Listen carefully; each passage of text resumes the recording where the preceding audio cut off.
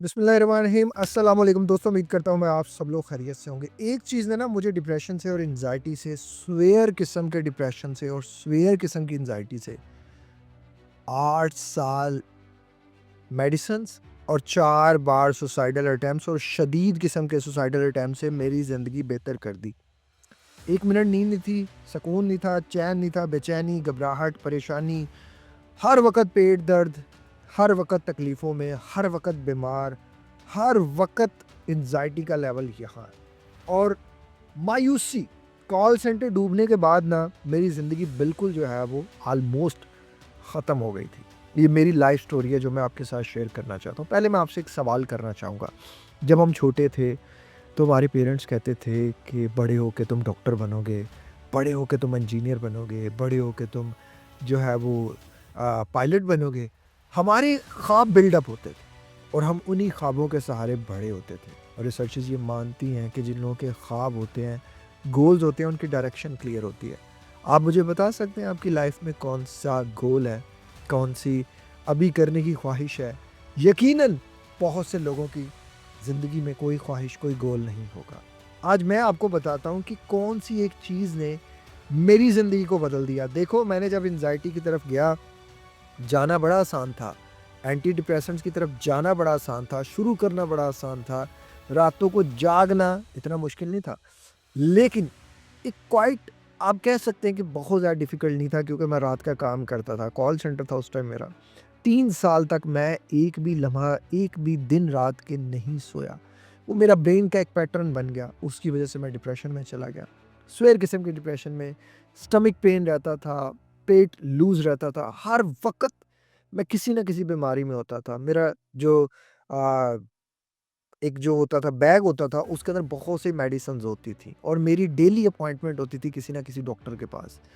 ज़िंदगी में आप यूट्यूब पे सर्च कीजिएगा, सूर्य रहमान के डिफरेंट तरह के आपको बेनिफिट्स मिल जाएँगे। आपको डॉक्टर जो डिस्पेंज़ा डिफरेंट तरह की हीलिंग्स करते हुए मिल जाएँगे। ये हीलिंग्स क्या है? स्पिरिचुअलिटी के साथ जुड़ना और अपने बिलीफ सिस्टम को स्ट्रॉन्ग करना। आज की कहानी जो है वो एक बिलीफ सिस्टम को स्ट्रॉन्ग करने के ऊपर है कि मैंने कैसे एक मोटिव अपनी ज़िंदगी को दिया और उस मोटिव ने मेरी पूरी ज़िंदगी बदल दी। मैं आप लोगों को सिर्फ़ एक चीज़ कहना चाहता हूँ कि देखो, मेरे पास कुछ नहीं है आपको देने के लिए। मेरे पास कोई मेरी प्रोडक्ट नहीं है कि मैं आपको कहूँ अच्छा मैं ये 2 गोलियाँ बना रहा हूँ, आप ये 2 गोलियाँ खाएँगे तो आप ठीक हो गए। इवन मैं लोगों को कोच भी करता हूँ, मैं तो फिर भी कहता हूँ कि मेरे से कोचिंग ना लो। आप वीडियो से अगर ठीक हो सकते हो तो ठीक हो जाओ। आप अपना वक़्त लगाओ, वो ज़्यादा बेटर है। हाँ, कुछ लोग होते हैं जिनके पास अपना वक़्त लगाने के लिए नहीं होता, वो किसी प्रोफ़ेशनल की हेल्प ले सकते हैं। अफ़ोर्ड कर सकते हैं तो वो मेरे से वन ऑन वन कोच ले लें, मुझे कोई उस पे इतराज़ नहीं है। लेकिन मेजॉरिटी में जो नहीं कर सकते वो खुद से कोशिश करें। ज़िंदगी में सिर्फ़ एक सोच, आप उस सोच को पकड़ लो ना, आपकी ज़िंदगी बदल के रख सकती है। बिलीव मी, एक सोच, एक इरादा और उस इरादे के पीछे आपने चलना है, आपने ज़िंदगी को बदलते हुए देखना है। मैंने अपनी ज़िंदगी को बदलने के लिए सिर्फ़ एक सोच ने मेरी ज़िंदगी बदल दी। मुझे मेरी जब शादी हुई तो मेरी शादी ऑलमोस्ट तकरीबन कोई साढ़े 18-19 साल की उम्र में हुई। मुझे बहुत सी चीज़ें नहीं पता थी और बहुत सी चीज़ें समझाने के लिए कोई आगे है ही नहीं था। ना मदर के पास इतना टाइम होता था, बड़ी सिस्टर्स थी, दोनों की जो है वो शादी हो चुकी थी। और मेरे पास कोई डायरेक्शन नहीं थी कि मुझे कोई समझा सके ऐसे करना है, ऐसे करना है। कॉल सेंटर ने बहुत ज़्यादा पैसा दे दिया, बहुत ज़्यादा पैसा आता है, बहुत ज़्यादा नज़रें आती हैं, बहुत ज़्यादा नेगेटिव कमेंट्स आते हैं और वो आपके अंदर जो है ना वो कुछ पकाते हैं और वो जो पकता है वो आपका ज़हनी तौर पे आपको डिस्टर्ब कर देता है, इज़्तिराब कर देता है। वो सारी चीज़ें अंदर पकती रहीं, वो सारी चीज़ें अंदर करती रहीं। ख्वाब था पैसा कमाना है, पैसा कमाना है। इनर वॉइस थी पैसा कमाना है, पैसा कमाना है। पैसे के बाद क्या करना है? पैसा कमा के क्या करना है? क्या मेरा ख्वाब था कोई घर बनाना है? यकीनन नहीं था। पैसे को सेव करना है? नहीं था। मुझे इन्वेस्ट करना है? नहीं था।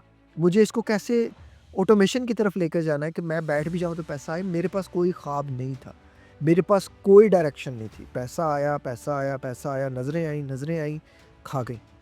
एक डायरेक्शन में जाके गिरा और वहीं मैं अपने आप को समझता हूँ कि मेरा फेलियर स्टार्ट हो गया। जब मैं कॉल सेंटर में डूबा, मुझे ज़िंदगी ख़त्म होती नज़र आई। मैं उस ख़त्म हुई ज़िंदगी से कैसे वापस आया, ये बात अगर आप समझ गए, मुझे आपसे कुछ लालच नहीं है। मेरे पास अल्लाह का दिया सब कुछ है।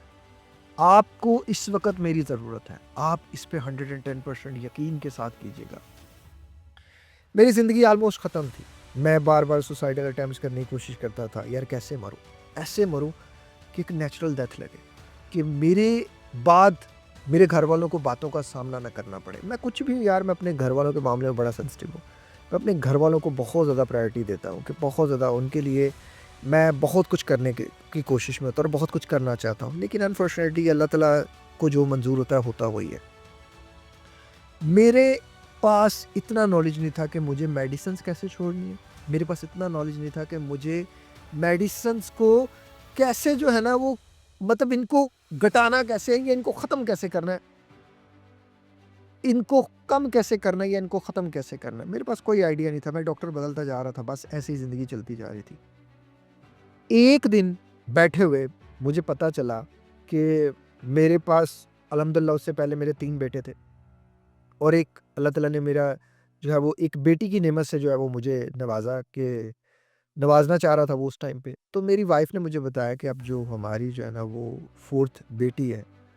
तो मैंने उस टाइम पे सुना अनसुना कर दिया। मैं नहीं कहूँ कि मैं बहुत ज़्यादा उस टाइम पे इंटेलिजेंट था या बहुत हाइपर एक्टिव था या बहुत हाइपर फ़ोकस पर्सन था, कुछ भी नहीं था मैं। मैं एक ब्रेन फ़ॉग पर्सन था। हर वक़्त उलझनों में उलझा हुआ, ख़्यालों में उलझा हुआ। अब मेरी ओवरथिंकिंग स्टार्ट हो गई कि यार बेटी आएगी, अच्छा बेटी आएगी तो हालात तो पहले ही ठीक नहीं हैं, ग़ुरबत में जी रहा हूँ मैं। उस टाइम पे मेरा सॉफ्टवेयर हाउस भी था, वो भी बिल्कुल ना होने के बराबर था और भी बिज़नेसेस थे, वो कॉस्मेटिक डूबा, बड़े बिज़नेस में डुबो के आया हुआ था। अब वो अंदर चलने लग पड़े कि इवन बेगम को हॉस्पिटल लेके जाने के लिए पैसे नहीं है। यार वो आएगी, कैसे आएगी? इस दफ़ा सरकारी हॉस्पिटल से जो है वो डिलीवरी करा लेते हैं। बड़े ख़्याल चल रहे थे दिमाग में। एक ख़्याल आया कि यार मैं तो खुद डिप्रेशन में हूँ, मैं तो खुद एक परेशानी में हूँ, तो मैं अपनी बेटी को कैसे जो है वो एक स्ट्रॉन्ग बाप बनूँगा? कैसे उसको दुनिया से बचाऊँगा? कैसे उसकी परवरिश करूँगा? मेरा मेरा माइंडसेट और है, लड़कियों को लेके ना, घर की बेटियों को लेके, इज़्ज़त को लेके मैं और सोचता हूँ। मैं बहुत ज़्यादा सोच में चला गया, बहुत ज़्यादा कि यार अगर कल को मैं उसको कोई प्रॉपर्टी ना दे सका, कल को कोई जहेज़ ना दे सका या कल को उसके लिए कुछ कर ना सका, तो मैं अगर इस दुनिया से उससे पहले चला गया, तो यार वो तो बड़ी कमज़ोर होगी और पता नहीं उसके भाई जो है वो उसको साथ दें या नहीं दें और क्या वो अगर नहीं देंगे तो फिर वो जॉब करेगी। खुदा ना ख़ास्ता वो जॉब करेगी तो फिर बाहर का माहौल क्या है? वो एक चीज़ चलना शुरू हो गई। पहले तो मैं उसको इतना नोटिस नहीं करता था। आहिस्ता-आहिस्ता वो बढ़ना शुरू हो गई। इतनी ज़्यादा बढ़ना शुरू हो गई कि मुझे 24 घंटे बेटी, बेटी, बेटी, बेटी, बेटी एक फ़ियर बैठ गया कि यार उसने इस दुनिया में आना है, कुछ ना कुछ उससे पहले करना है। वो एक सोच थी और मैंने मकसद पकड़ लिया कि यार मुझे अपनी बेटी की जब तक वो जवान नहीं हो जाती और जब तक वो अपने पाँव पे खड़ी नहीं हो जाती, मैंने उसको दीन सिखाना है और उसको दुनिया सिखानी है। ये मेरी पर्सनल फर्स्ट प्रायोरिटी हो गई। और वो जो फर्स्ट प्रायोरिटी थी, मुझे पता ही नहीं कि वो फर्स्ट प्रायोरिटी अल्लाह ताला की तरफ से मेरे अंदर हीलिंग आ गई। उसी की वजह से मैं अल्लाह से जुड़ना शुरू हो गया।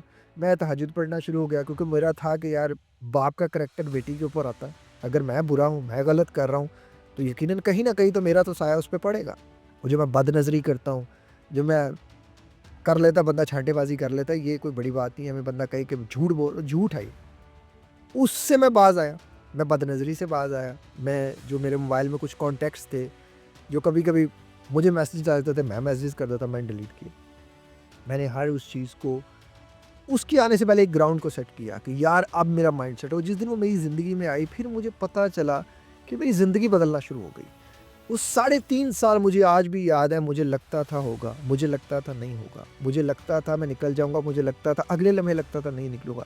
लेकिन एक यकीन था, एक मोटिवेशन थी कि निकलना है, एक मोटिव था कि निकलना है, अपनी बेटी के लिए निकलना है, उसकी ज़िंदगी के लिए निकलना है, उसको बदलने के लिए निकलना है, उसको कुछ बनाने के लिए निकलना है, उसको दीन सिखाने के लिए निकलना है। तो मैंने तो अपना 110% लगा दिया। आज जब मैं लोगों को कोच करता हूँ, मैं पूछता हूँ कि क्या बचपन की तरह कोई लाइफ में मोटिव है, कोई गोल है, कुछ करोगे? ज़िंदगी में कुछ आगे जाने के लिए कुछ है ख़्याल? चलो नहीं है ख़्याल तो आओ मेरे साथ हॉस्पिटल मिलके बनाते हैं।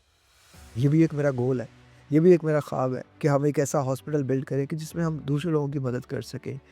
आप अपने आप को एनालिसिस कीजिएगा कि आपकी ज़िंदगी में कोई ख़्वाब नहीं होगा, आपकी ज़िंदगी में कोई डायरेक्शन नहीं होगी, कोई रोड मैप नहीं होगा। अब मान के चलो, आप छोड़ दो सारी चीज़ें, आप एक गाड़ी लेकर निकलो, आप गाड़ी लेके चले जाओ, आप ड्राइविंग सीट पे बैठ जाओगे ना, आपको पता नहीं है ना डायरेक्शन कौन-सी है, जाना किधर है, आपसे गाड़ी नहीं चलेगी। आपका दिमाग कन्फ्यूज़ हो जाएगा।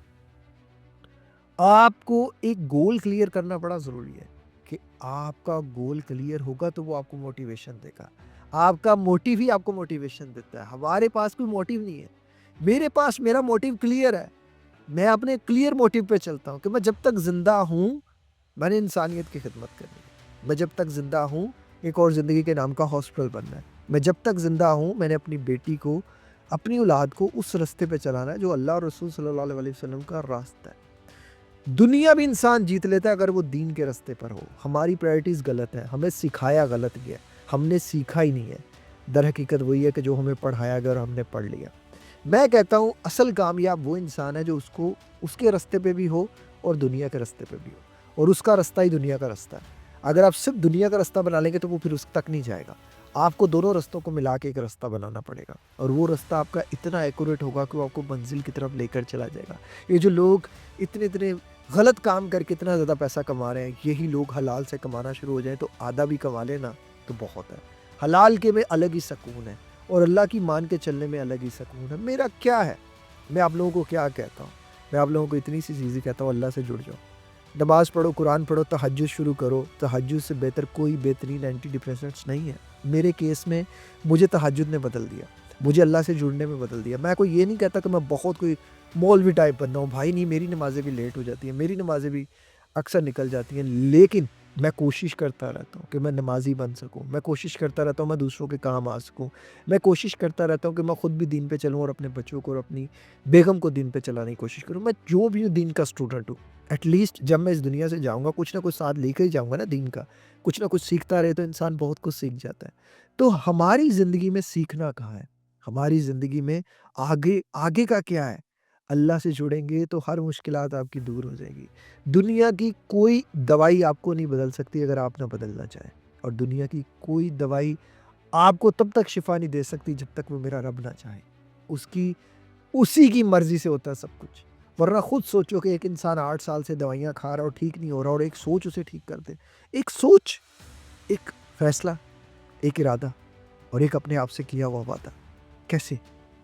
उसी की वजह से होता है। मेरा इसमें कोई कमाल नहीं है। आपका किसी और का कोई कमाल नहीं। उससे जुड़ें, जब आप उससे जुड़ जाएँगे आपको दुनिया में किसी और से जुड़ने की ज़रूरत नहीं पड़ेगी। किसी कामरान शरीफ की आपको ज़रूरत नहीं पड़ेगी, किसी के ऊपर पैसा खर्चने की आपको ज़रूरत नहीं पड़ेगी। आपकी सबसे पहली ज़ात, पहली प्रायोरिटी आपकी अपनी ज़ात है। अपने आप के ऊपर खर्च करें, वक़्त लगाएँ, दीन के साथ जुड़ें, दीन को समझें। जो दीन ने कहा अपनी ज़िंदगी आप दीन के अकॉर्डिंग कर दें। आप हैरान हो जाएँगे, आपको डिप्रेशन, एंग्ज़ायटी सारे का सारा निकल के आपके अंदर से चला जाएगा। हमारी गलती है, हम इधर-उधर तो हज़ारों जगह पे सुन लेते हैं, बस दीन की नहीं सुनते। अल्लाह से जुड़ें, अल्लाह ही मंज़िलें आसान करता है, रास्ते भी आसान करता है। अल्लाह ही है जो करता है, बंदा कुछ नहीं कर सकता है।